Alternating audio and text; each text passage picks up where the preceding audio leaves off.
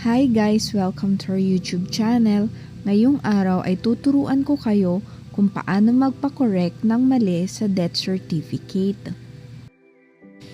Minsan dahil sa pagdadalamhati dahil namatayan tayo ng kamag-anak o kaibigan, nagkakamali tayo ng nilalagay na impormasyon sa death certificate nila.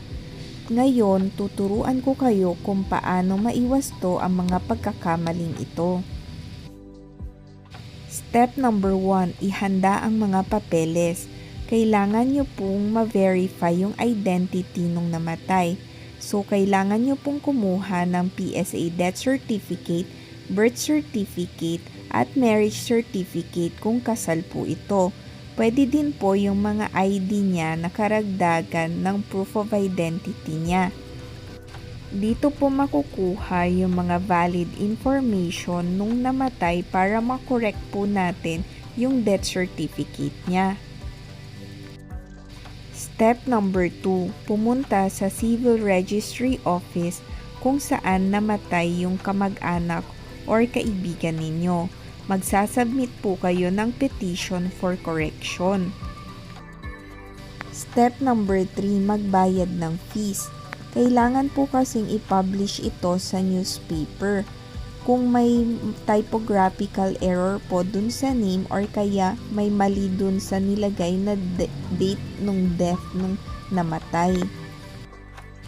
Ang pag-publish po ng dyaryo is 3,000 to 6,000 pesos, depende po sa lugar kung saan ipapublish ito.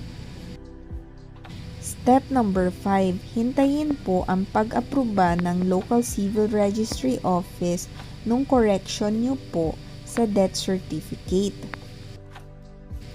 Step number 6, kunin ang corrected na death certificate. Yung certified true copy po, bibigyan po kayo ng LCR. Tapos, sila na rin po yung magsisend sa PSA para makorect po yung records ninyo. Pwede na po kayong kumuha ng original na PSA death certificate after 1 to 3 months.